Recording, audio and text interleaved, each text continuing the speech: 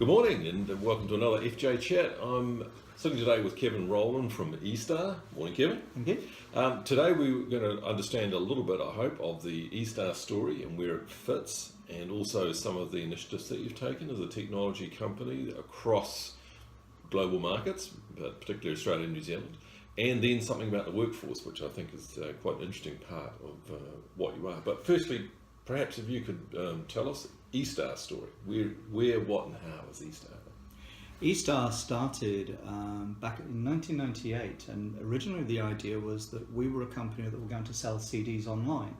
Now it's hard to imagine now, but back then there wasn't actually the technology available. So we started off by writing our own software to be able to sell CDs, and we were originally called eStar. Then in 2002 the decision was made to actually split the company and actually concentrate more on selling the software than on selling the CDs.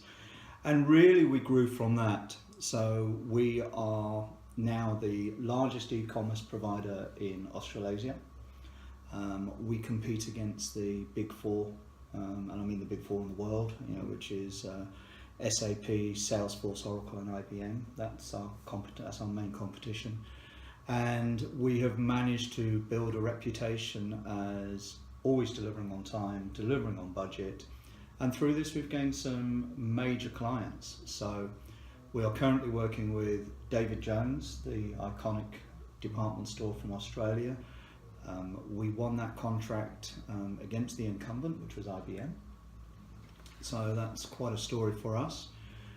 That is a story.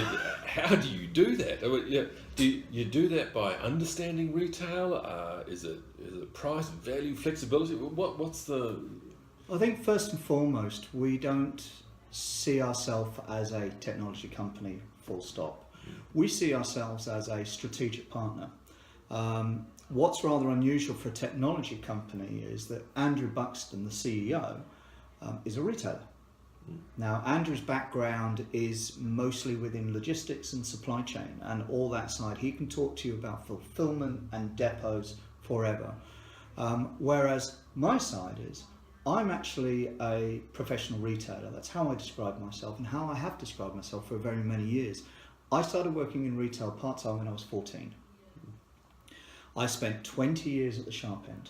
I'm an ex-store manager, I'm an ex-regional specialist.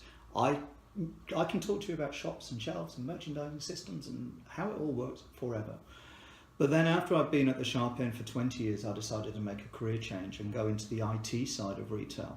And I worked initially within IT departments in Safeway stores in the UK, which are the largest supermarkets, before I came to New Zealand some 11 years ago. And then I worked at the warehouse group for 8 or 9 years before coming to eStar.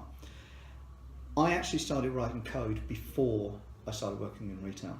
So I started writing code back in 1976 and even did it as part of my degree. What that means is internally I can speak to all my guys because actually I am a geek. So that's there's a common language. It's great, I'm a geek, but actually I'm a retailer. That means that when we're working with clients, Andrew and I, in fact the whole of the lead team, we have this background in understanding. So we have some people on the lead team who are pure technology, who understand our systems inside out and upside down, and who also understand how to make things work from a technical side.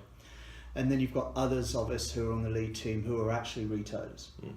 And what this means is we understand that you have to put client first. So for example, like many businesses, we run a balanced scorecard. And our balanced scorecard is divided into 4. And the first segment is all about the client, because you have to put the client first. The second thing is about our people, because after the client, you've got to look after your people. You've got to have work-life balance. You've got to make sure they're properly remunerated. You've got to make sure that they get the training and everything else. Then after that is execution, because if you look after the client and you look after your people and you execute well, then the 4th segment, which is profit, happens automatically. And that's our tagline is brand experience delivered together, and we really mean that. We could go into an RFP and there could be, a couple of hundred things on the request list, and we could tick all of that. But so could Salesforce, and so could Oracle, and so could IBM. The difference is, A, we deliver, we always deliver, and B, we understand the business, and we can actually work strategically. So when we're working with a client, we can actually discuss to them, have they thought of, and actually talk about their business process, not just the technical processes, but what does this mean? When you're doing in-store fulfillment, what does that mean? How should the pick lists be sorted out? How should you actually do it? Have you thought that actually it would be better to go out and pick a lot of things and come back and sort them into the individual orders outside? Exactly. It cuts down your walk time. But that means that you've actually displaying an understanding of the components of retail, so that it's not just about the technical platform, it's about saying, well, here's the impact of that platform on another area of the business. You're displaying that knowledge. But that's still a big ask, because what you're saying is, here we go, big bet, I've got IBM and Salesforce and SAP, etc., and I've got these guys. I quite like what they're saying, but I don't want to make a mistake here and be the one that the board of directors said, you did what? So that's still a big hurdle. How did you get the first big guy to actually convert and say, okay, I'll back you? Well, the first big guy was probably Country Road. Now, this is long before I joined. We're going back, I think, to 2008, and they were looking to start online. They actually had no sale. They didn't have an online transactional platform. And we worked with them. I don't know how the deal was originally agreed, but what I do know is since then we have consistently delivered and consistently delivered and consistently delivered. So much so that the CIO of Country Road, who is also the CIO of David Jones, is our number one referee. Our second largest client outside of those two in Australia is Taking Shape. The CIO of Taking Shape is our second referee. And we have significant bodies of work lined up with these guys. So we have a strong reputation. It's still a big leap to go to someone like David Jones. Yeah, that's next level. That is next level. So when we talk about the tiers, we've consciously moved where we are operating in the last few years. So we are much more focused on tier 1 and high tier 2 than we were. But it is a big ask. Everybody knows who SAP Hybris is. Everybody knows who Oracle ATG are, who are eStar. But when you look at the functionality we've got, and we look at the history we've got behind us, and when I'm saying history, I mean in terms of project delivery, it's just incredible. We keep delivering time and again.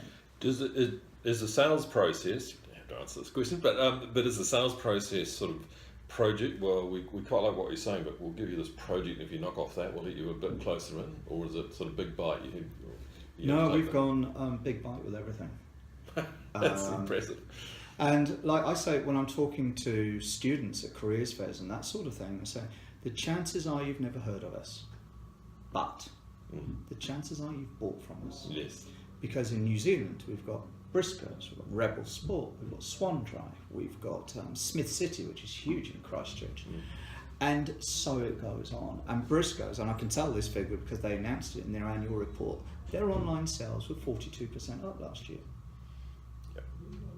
That's a good thing to be backing into. On average, our clients are increasing by double the market rate. So, ease of use, flexibility, good platform that delivers, presumably, and I can see from your literature, very mobile friendly, which is where you have to be. So those sort of items are great traction items in those sort of retailers in Australia and New Zealand. The world? The world's where we're starting to look now. Obviously, we've been on the path we're currently on now for a couple of years.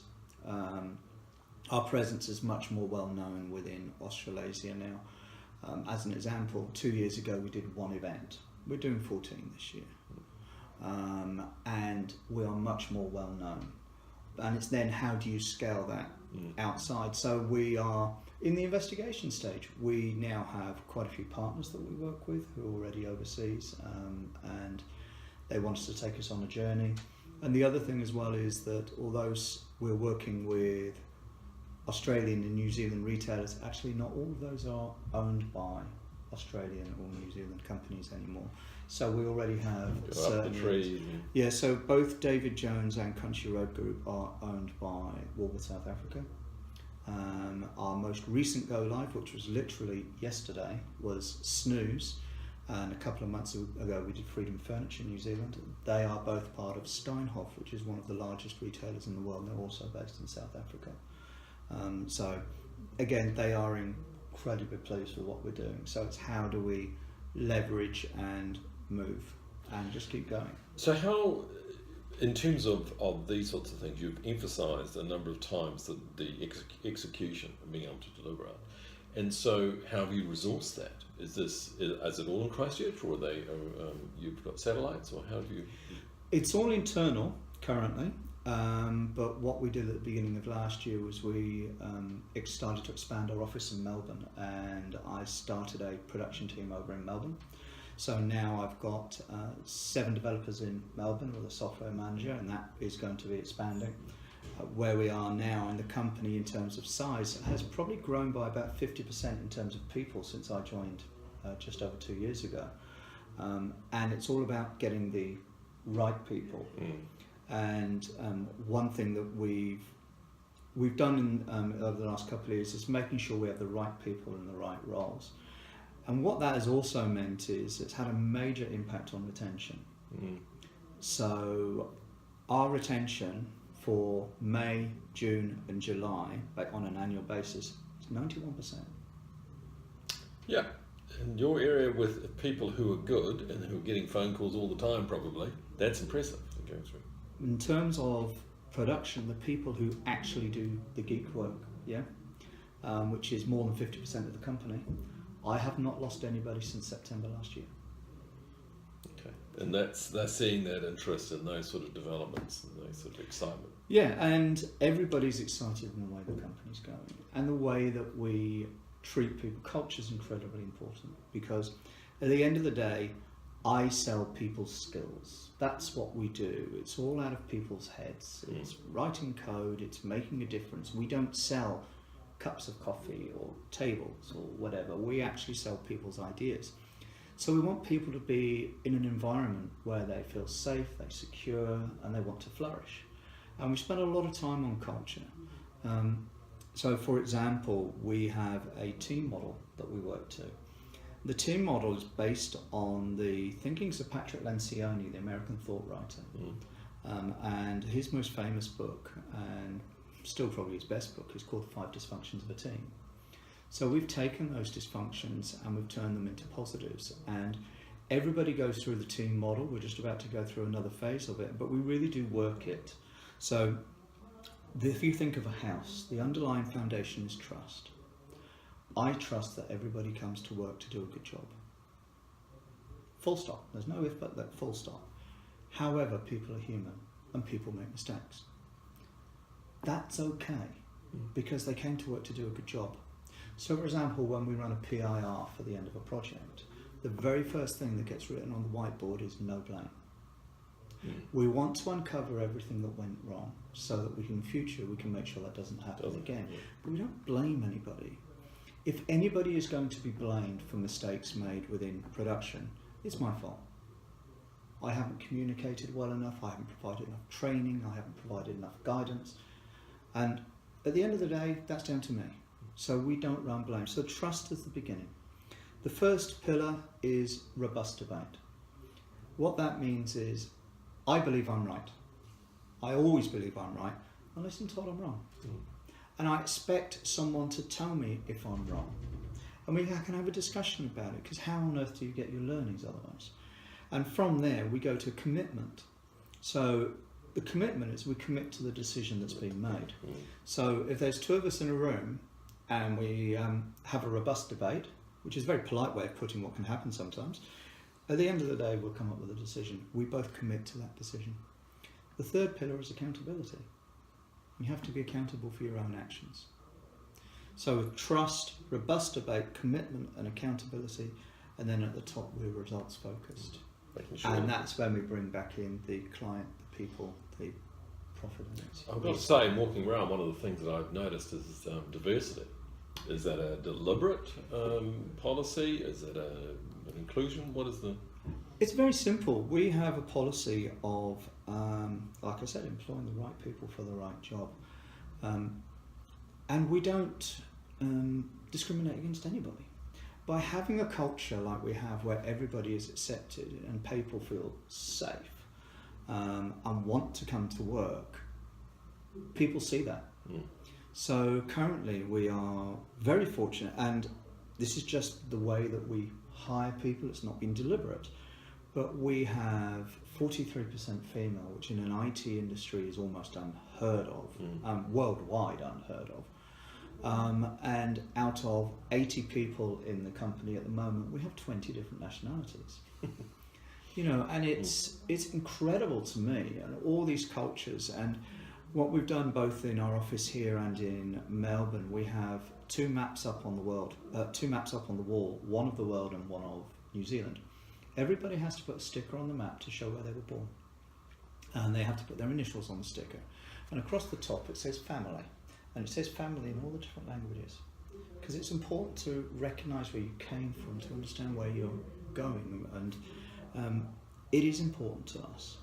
So we don't go out and deliberately hire women. We don't go out and deliberately hire minorities. What we are looking for is getting the right people for the right roles. So when I hire, I only ever look for two things. I look for, can they do the job, or can they be trained to do the job, and do they fit? So from a production perspective, the first thing we'll do is we have an interview, and that's where we make the first call. But then they come back for a half-day immersion. So they go into one of our live development rooms, and they have a couple of things to do. And to be honest, one is a fairly simple coding exercise. If they're half as good as what they say on their CV, it's not a problem. We're not out to trick people. And the other one is a logic question. It's an open test. They're allowed to go on the internet, they're allowed to research, and they're allowed to talk to people in the room. Actually, the talking to people in the room is probably the most important part of the test. And I actually get people to go in to talk to that person.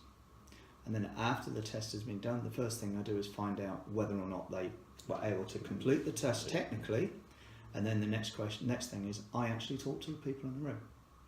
There is more chance of them being hired if they are a good fit and we think we can train them on the technical side, as opposed to higher technical skills. And, yeah, because that's important.